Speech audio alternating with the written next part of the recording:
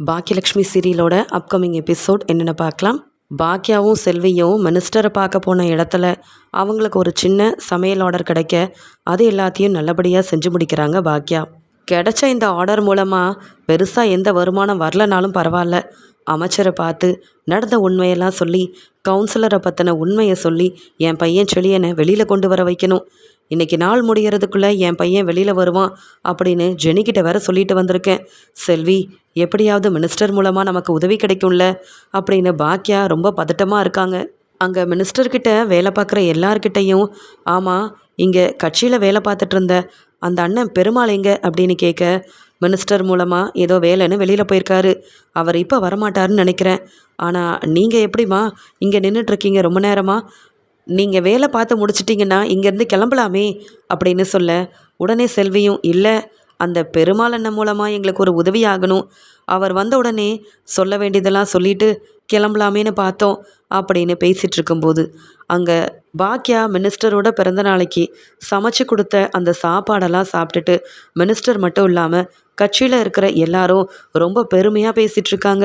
உடனே மினிஸ்டரும், சாப்பாடு என்னைக்கு விட இன்னைக்கு ரொம்ப ருசியாக இருக்குது, எப்பயும் நம்ம ஆர்டர் கொடுப்போமே அந்த ஆளுங்க தான் வந்து சமைச்சாங்களா, ஆனால் கைப்பக்குவம் வேறு மாதிரிலாம் இருக்குது அப்படின்னு கேட்க, உடனே மினிஸ்டரோட பிஏவும், நீங்கள் நினைக்கிற மாதிரி இல்லையா, ஏற்கனவே சமைக்கணும்னு வந்தவங்க அந்த சாப்பாடை சரிவர செய்யலை, நிறைய சாப்பாடு வீணாயிருச்சு, ஆனால் அந்த சமயம்னு பார்த்து வந்த 2 பேர் தான் இந்த சமையலை எடுத்து செஞ்சு உங்களுக்கும் இப்படி நல்ல ஆரோக்கியமான உணவெல்லாம் கொடுத்துருக்காங்கன்னு சொல்ல, அது யார், நான் பார்க்க வேண்டாமா, சமைச்சா மட்டும் போதுமா, யார் சமைச்சாங்கன்னு எனக்கு தெரிய வேண்டாமா, வெளியில் அவங்க நின்னா உடனே கூப்பிட்டு வாங்க அப்படின்னு சொன்னதை கேட்டுட்டு இங்கே தலைவரோட பிஏவும் வந்து பாக்கியலக்ஷ்மியும் செல்வியும் வெளியில் நிற்கிறாங்களா அப்படின்னு பார்க்க, உடனே செல்வியும், அக்கா, மினிஸ்டரோட பிஏ வந்து நிற்கிறாரு, அவர்கிட்ட பேசி புரிய வச்சு நம்ம உள்ளே போய் மினிஸ்டரை பார்க்கலாமா அப்படின்னு கேட்க, அமைதியாரு செல்வி, பொறுமையாக தான் இது எல்லாத்தையும் கவனிக்கணும், இன்றைக்கி மினிஸ்டருக்கு பிறந்தநாள், அது மட்டும் இல்லாமல்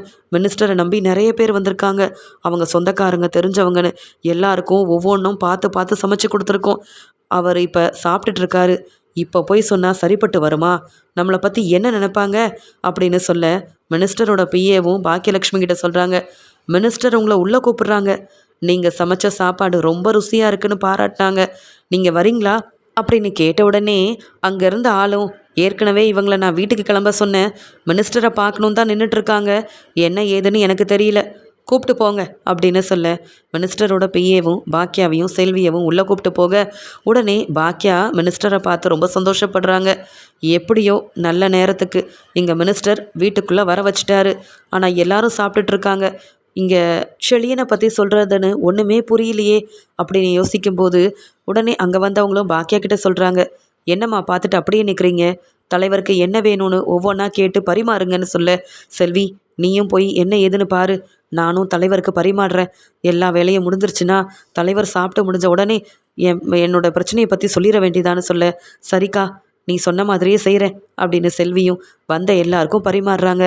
சாப்பிட்டு முடிச்சுட்டு இங்கே அமைச்சர் சொல்கிறாரு, பிரியாணி ரொம்ப நல்லா இருந்தது, என் சொந்தக்காரங்க எல்லாரும் சாப்பிட்டுட்டு ரொம்ப புகழ்ந்து பேசிட்டாங்க, ஆமாம், நீங்கள் யார், எங்கேருந்து வந்து இப்படி சமைக்கிறீங்க, முன்ன பின்ன உங்களுக்கு நாங்கள் ஆர்டர் கொடுத்ததும் இல்லை, நீங்கள் சமைக்க வரதை நான் பார்த்ததும் இல்லையே, ஆனால் இந்த முறை என் பிறந்த நாளைக்கு இப்படி ஒரு சாப்பாடு சாப்பிட்டு எனக்கு மனசுக்கு ரொம்பவே திருப்தியாக இருக்குது, இனி நம்ம கட்சிக்குன்னு எந்த ஒரு விழா வந்தாலும் இவங்கள தான் ஆர்டர் கொடுத்து வர வைக்கணும், சமையல் ஆர்டர் எடுத்து நீங்கள் செய்வீங்கள்ல அப்படின்னு கேட்கும்போது உடனே செல்வியும், என்னையா அப்படி சொல்லிட்டீங்க, பாக்கியாக்கா யாருன்னு தெரியுமா, அவங்க ஏற்கனவே 2 பெரிய ரெஸ்டாரண்ட்டுக்கு ஓனராக இருந்தாங்க, இப்போ என்ன ஒரு சின்ன மெஸ் வச்சு நடத்திட்டுருக்காங்க, எல்லாம் எங்கள் நேரம்தான் அப்படின்னு சொல்ல, அப்படியா, 2 ரெஸ்டாரண்ட்டுக்கு ஓனராக இருந்தீங்களா, உங்களை நான் பார்த்த மாதிரி எனக்கு ஞாபகமே இல்லை, ஏன்னா இங்கே இருக்க பெரிய பெரிய ரெஸ்டாரண்ட்டுக்கெலாம் நான் போயிருக்கேன் அப்படின்னு சொல்லும்போது அங்கே கட்சியில் இருந்த ஒரு ஆளும், இவங்க வேற எங்கேயும் இல்லை, அதான் ஈஸ்வரி ரெஸ்டாரண்ட்டுன்னு 2 பெரிய ரெஸ்டாரண்ட்டை நடத்திட்டு இருந்தாங்களாம், அதை இப்போ யார்கிட்டயோ கொடுத்துட்டு சின்ன மெஸ் ஒன்று நடத்திட்டுருக்காங்க போல், ஆனால் இந்த முறை சமையலை நல்லா செஞ்சுருக்காங்க தலைவரே, வந்த எல்லாரும் புகழ்ந்து பாராட்டி பேசிட்டு போனாங்க அப்படின்ற மாதிரி சொல்லும்போது இங்கே பாக்கியா ஸ்பெஷலாக செஞ்சு வச்ச அந்த ஸ்வீட்டையும் சொந்தக்காரங்களுக்கு கொடுக்குறாங்க, மினிஸ்டருக்கும் கொடுக்க, அதை சாப்பிட்டு பார்த்துட்டு மினிஸ்டர் ரொம்ப புகழ்ந்து பேசுகிறாரு, பரவாயில்லம்மா, உங்களுக்கு நிறைய திறமை இருக்குது. நான் எதிர்பார்க்கல இந்த ஸ்வீட் இவ்வளோ ருசியாக இருக்கும்னு. இது வரைக்கும் நான் இப்படி சாப்பிட்டதும் இல்லை அப்படின்னு சொல்லும்போது மினிஸ்டரோட மனைவியும் வந்து ஆமாங்க, நீங்கள் சொல்கிறது சரிதான். இனி நம்ம பசங்களோட பிறந்த நாளைக்கும் நம்ம சாப்பாடை இவங்களுக்கு தான் ஆர்டராக கொடுக்கணும். ரொம்ப நல்லா செஞ்சுருக்காங்க. இவங்க எவ்வளோ பணம் கேட்குறாங்களோ அதை விட அதிகமாகவே கொடுத்து அனுப்புங்க. ஏன்னா ஏற்கனவே உங்கள் பிறந்த நாளைக்காக சாப்பாடு ஆர்டர் எடுத்தவங்க நிறையா வீணாக செலவு செஞ்சுட்டு போயிட்டாங்க. ஆனால் சரியான நேரத்தில் இவங்க வந்து இருந்த பொருளை வச்சு நல்லா சமைச்சு கொடுத்துருக்காங்க. இப்படி திறமையாக சமைக்க தெரியணும்லங்க. இனி நமக்கு எந்த ஒரு ஃபங்க்ஷன் வந்தாலும் ஆர்டர் பாக்கியலக்ஷ்மிக்கு தான் போகணும் அப்படின்னு மினிஸ்டர் கிட்ட அவங்க மனைவி சொந்தக்காரங்கன்னு எல்லாரும் பேச உடனே மினிஸ்டரும் பாக்கியா கிட்ட சந்தோஷமாக சொல்கிறாங்க, பார்த்தீங்களா உங்கள் திறமையால் நீங்கள் இங்கே வந்து சமைக்க உங்களுக்கு நிறைய பேர் இங்கே சாப்பாடு ஆர்டர்லாம் கொடுக்க தயாராக இருக்காங்க அப்படின்னு பேச, ஐயா சாப்பாடு ஆர்டர் கொடுத்ததுக்கு ரொம்ப நன்றி. ஏன்னா இப்போ நான் ஒரு சின்ன மெஸ் வச்சு நடத்திட்டுருக்கேன்.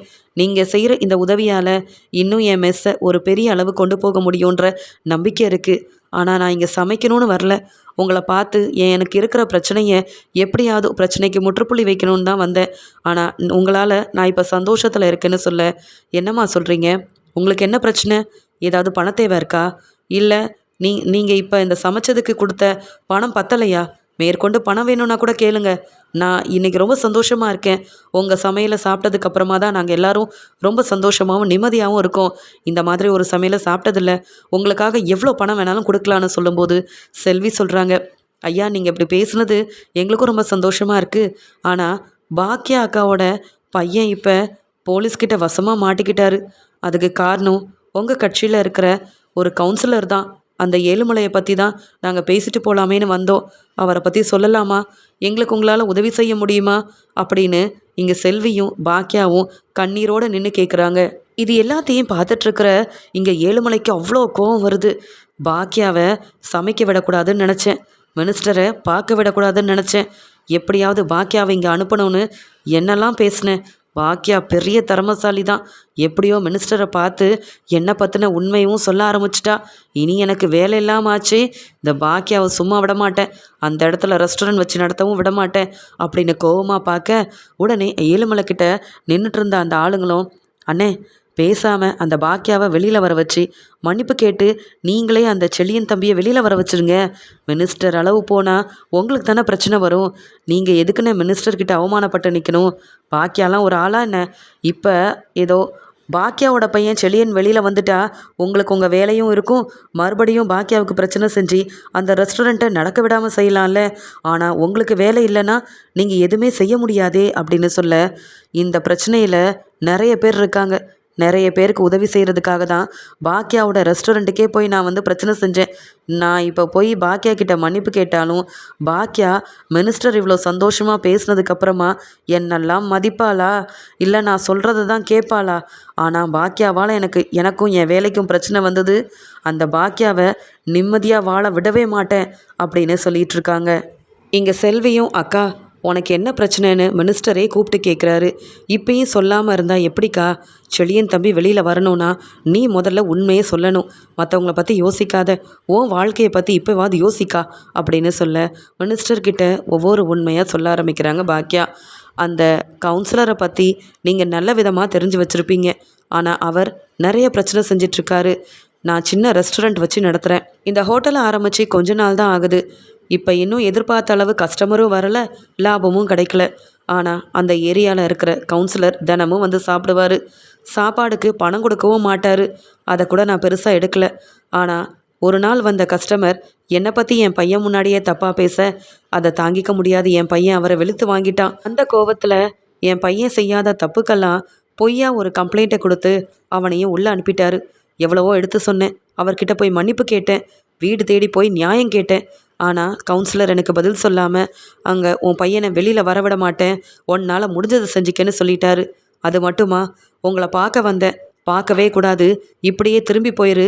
என்னை பற்றி மினிஸ்டர்கிட்ட நீ தப்பாக பேசின, அப்புறம் உன்னையும் உன் குடும்பத்தையும் சும்மா விட்டு வைக்க மாட்டேன்னு வேற சொல்கிறாரு. நான் யாருக்கும் எந்த தப்பும் செய்யலை, என் வேலையை மட்டும்தான் பார்த்துட்ருக்கேன். உங்கள் கட்சியில் இப்படி ஒரு ஆளை வேலைக்கு வைப்பீங்கன்னு நான் எதிர்பார்க்கவே இல்லை. நீங்கள் ரொம்ப நல்லவராக தான் இருக்கீங்க. ஆனால் உங்ககிட்ட இருக்கிற அந்த கவுன்சிலர் நல்லவரே இல்லை. நான் ஏழுமலையை பற்றி தான் சொல்கிறேன் அப்படின்னு பாக்கியா நடந்த எல்லாத்தையும் சொல்லி அழுதுகிட்டே நியாயம் கேட்க, உடனே மினிஸ்டரும் நீங்கள் கவலைப்படாதீங்க, ஏற்கனவே நிறைய பேர் ஏழுமலை ரொம்ப தப்பு பண்ணுறதா என்கிட்ட சொல்லிட்டு இருந்தாங்க. ஆனாலும் அங்கே இங்கேன்னு வெளியில் எனக்கு நிறைய வேலை இருக்கிறதுனால அதெல்லாம் கவனிக்க முடியல. நானே இப்போ தான் என்னுடைய பிறந்தநாளைக்காக வந்தேன். ஆனால் உங்களுக்கு அந்த ஏழுமலையால் இவ்வளோ பிரச்சனை வரும்னு எனக்கே தெரியாமல் போச்சு.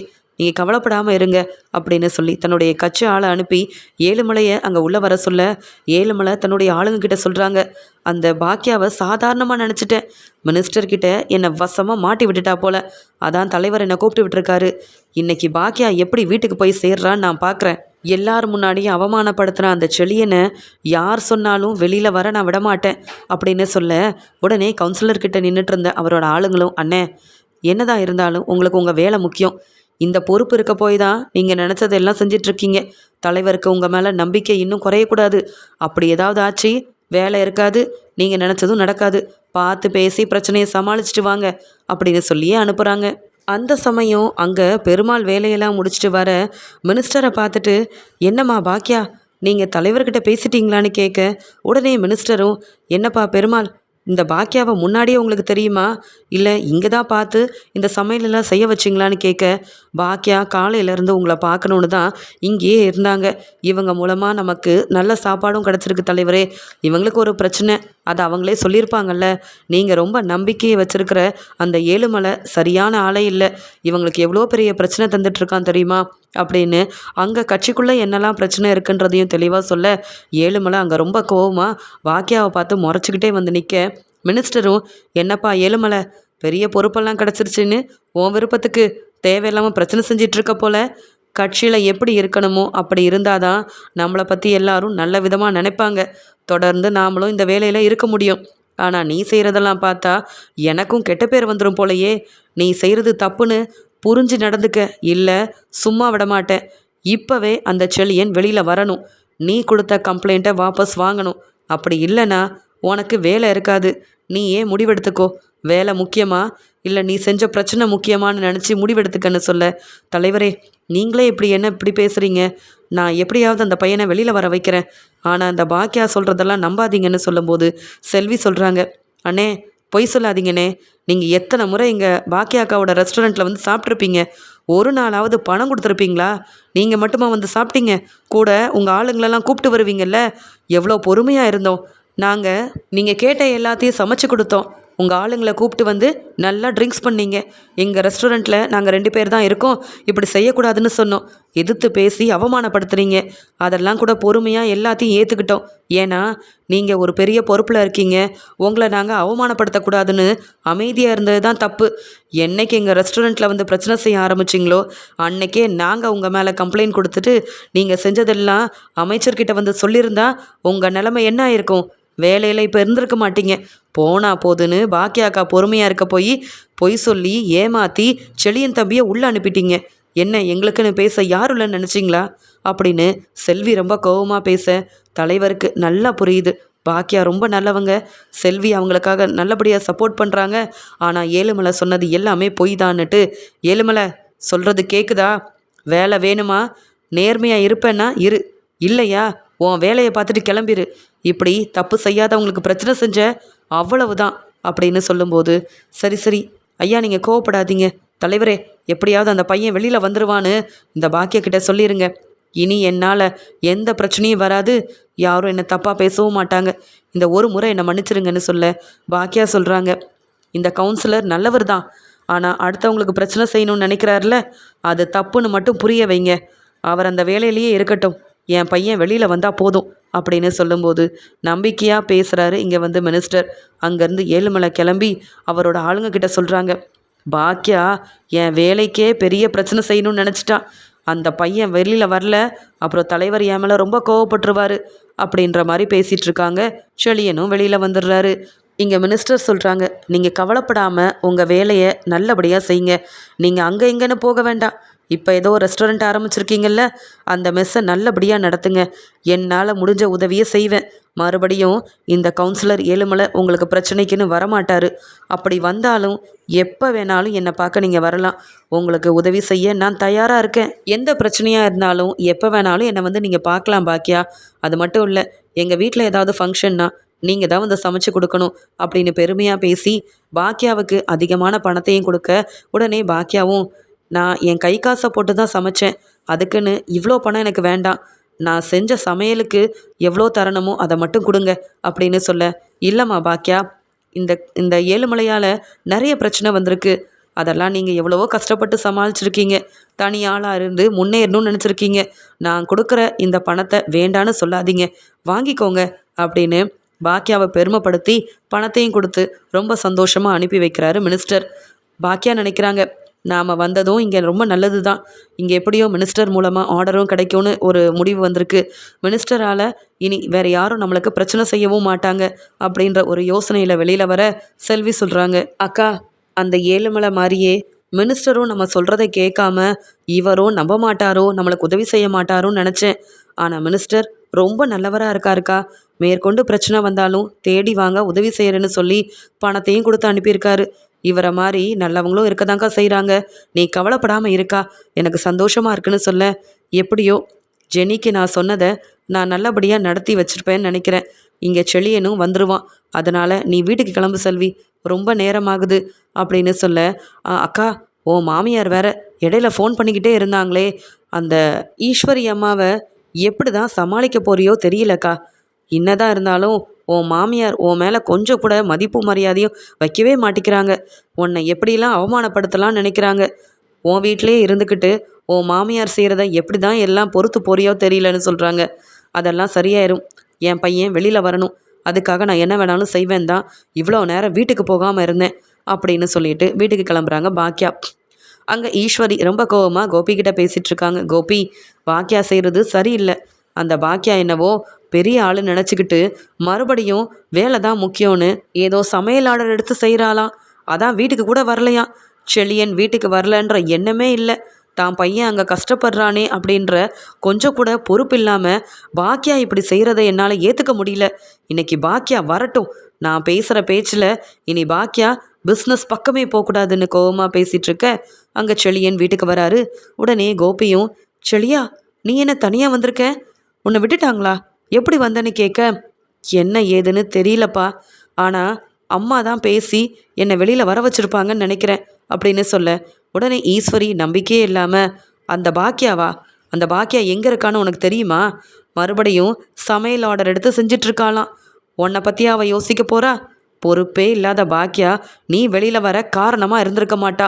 ஒருவேளை ஜெனியோட அப்பா இல்லை இனியாவோட மாமனார்னு யாராவது உதவி செஞ்சுருப்பாங்க. அவங்க மூலமாக தான் நீ வெளியில் வந்திருப்ப அப்படின்னு செழியன்கிட்ட சொல்லிகிட்டு இருக்காங்க. பாக்கியா மேலே உள்ள கோவத்தில் ஈஸ்வரி இப்படி பேசிகிட்ருக்க, உடனே இங்கே ஈஸ்வரியும், நீ ரொம்ப எழில் மாதிரியே பாக்கியாவை நம்பாத செழியா, ஒன்னால தான் இப்போ பாரு உன் மனைவி ஜெனியும் வீட்டை விட்டே வெளியில் போயிட்டா தெரியுமா? உன் அம்மாவுக்கு நீ சப்போர்ட் பண்ண போய் தானே குடும்பம் இல்லாமல் நிற்கிற. நீ பேசாமல் உன் மாமனார் வீட்டில் போய் பேசி ஜெனியை கூப்பிட்டு வா அப்படின்னு பேசிகிட்டு இருக்கும்போதே பாக்கியாவும் வராங்க. பாக்கியா வரதை பார்த்துட்டு ஒரு பக்கம் கோபிக்கு கோவம் வருது. ஈஸ்வரி கோவமாக நிற்கிறாங்க. வந்த உடனே ஈஸ்வரி கேள்வி கேட்குறாங்க, எங்கே பாக்கியா போயிட்டு வந்த? உன் பையன் எப்படியோ வீட்டுக்கு வந்துட்டான், ஆனால் அதுக்கு நீ காரணம் இல்லைன்னு எனக்கு நல்லா தெரியும். ஜெனியோட அப்பா ஏதாவது செஞ்சுருப்பாரு, இல்லை இனியாவோட மாமனார் உதவியோட இப்படியெல்லாம் நடந்திருக்கு. ஆனால் நீ திருந்த மாட்டல்ல அப்படின்னு சொல்லி திட்ட ஆரம்பிக்க, அத்தை போதும், என் பையன் வீட்டுக்கு வந்தாதான் நானும் வீட்டுக்கு வருவேன்னு சொன்னேன். இப்போ செழியன் வீட்டுக்கு வந்துட்டான், நானும் என் வேலையை முடிச்சுட்டு வந்துட்டேன். இதுக்கு மேலே எதுவும் பேசாதீங்க, அவ்வளவுதான் அப்படின்னு சொல்ல, இங்கே செழியன் கண் கலங்கிக்கிட்டே பாக்கியா கிட்ட நன்றி சொல்கிறாங்க. அம்மா, நீ என்ன செஞ்சேன்னு தெரியல, உன்னால தாம்மா அங்கே இருந்த போலீஸ் என்னை எதுவுமே கேட்காம என்னை திட்டாமல் போயிட்டு வாங்க தம்பி அப்படின்னு சொல்லி அனுப்பி வச்சாங்க. நீ யாரையாவது போய் பார்த்தியாமா? யார்கிட்டையாவது உதவி கேட்டியாமா அப்படின்னு சொல்லி கண் கலங்கிக்கிட்டே பேச, ஆமாம், நான் இப்போ சமைச்சு கொடுக்க போனேன்ல, வேற எங்கேயும் இல்லை. மினிஸ்டரோட பிறந்தநாளைக்கு சமைச்சு கொடுக்க போனேன். மினிஸ்டரை நான் அவர் பார்க்கணுன்னு நினச்சேன். இப்படி ஒரு வாய்ப்பும் கிடச்சிது. நல்லா சமைச்சு கொடுத்தேன். அவருக்கு என் சாப்பாடு ரொம்ப பிடிச்சிருச்சு. ஏதாவது உதவி வேணும்னா நீங்கள் என்கிட்ட சொல்லுங்கன்னு கேட்க, நீ உள்ளே இருக்கிற விஷயத்தையும் அந்த ஏழுமலையால் வந்த பிரச்சனையவும் தெளிவாக சொன்னேன். மினிஸ்டர் உதவி செய்ய போய் தான் அந்த கவுன்சிலர் ஏழுமலை வேற வழி இல்லாமல் கொடுத்த கம்ப்ளைண்ட்டை வாபஸ் வாங்க நீயும் வெளியில் வந்துட்ட. நானும் சந்தோஷமாக உன்னை பார்க்க வந்துட்டேன். இதுதான் நடந்தது. மற்றபடி இங்கே ஜெனியோட அப்பாவோ இல்லை அந்த இனியாவோட மாமனாரோ உனக்கு எந்த விதத்துலையும் உதவி செய்யலை. ஏன்னா இந்த பிரச்சனை ரொம்ப பெரிய அளவில் போனதால் அவங்களால உதவி செய்ய முடியல. எனக்கு பெரிய ஆர்டர் கொடுத்த அந்த மினிஸ்டரால் மட்டும்தான் நீ வெளியில் வந்திருக்கேன்னு சந்தோஷமாக சொல்ல, அந்த அவ்வளோ பேசிகிட்டு இருந்த ஈஸ்வரி அப்படியே அமைதியாக நின்று பார்க்கும்போது இங்கே கண் கலங்கிக்கிட்டே நிற்கிறாரு இங்கே வந்து செழியன். நீ போய் ரெஸ்ட் எடு செழியா அப்படின்னு சொல்லும்போது, அம்மா அங்கே ஜெனி என்னை நினச்சி அழுதுட்டுருப்பாளம்மான்னு சொல்ல, நீ முதல்ல ஃபோன் பண்ணி பேசு. நாளைக்கு நம்ம 2 பேரும் போய் பேசி ஜெனியை வீட்டுக்கு கூட்டிகிட்டு வருவோம். வேணும்னா நான் ஜெனிக்கிட்ட மன்னிப்பு கூட கேட்குறேன். ஆனால் நீயும் ஜெனியும் சந்தோஷமாக இருக்கணும். இனி என்னால் யாருக்கும் இந்த வீட்டில் பிரச்சனை வராதுன்னு உன் பாட்டிக்கிட்ட தெளிவாக சொல்லிடு. என் பிஸ்னஸை நான் மறுபடியும் செய்ய தான் போகிறேன். எனக்கு உதவி செய்கிறதா மினிஸ்டர் கூட சொல்லியிருக்காரு. அவங்க எல்லா ஃபங்க்ஷன் அந்த சாப்பாடு ஆர்டரையும் எனக்கே தரதாகவும் சொல்லியிருக்காங்க அப்படின்னு பாக்கியா ரொம்ப சந்தோஷமாக பேச, இதை எதிர்பார்க்காத ஈஸ்வரி பாக்கியாவை பார்த்து திருன்னு முழிச்சுக்கிட்டே இருக்காங்க. அடுத்த நாள் பாக்கியா இங்கே செழியன் 2 பேரும் ஜெனியை பார்க்க போக நடந்த எல்லாத்தையும் செழியன் சொல்ல, மனசு மாறின ஜெனியும் இங்கே பாக்கியாவால் தான் இங்கே செழியன் வெளியில் வந்திருக்காரு, ஆன்ட்டியால் எதுவுமே நடக்காதுன்னு நினச்சி நானும் வாய்க்கு வந்தபடி பேசிட்டேன் அப்படின்னு நினச்சிட்டு பாக்கியா கிட்ட ஜெனி மன்னிப்பு கேட்க, ஜெனியும் இங்கே செழியனும் பாக்கியாவால் ரொம்ப சந்தோஷத்தில் இருக்காங்க. மறுபடியும் பாக்கியா யாருடைய பிரச்சனையும் இல்லாமல் பிஸ்னஸாக ஆரம்பிக்கிறாங்க.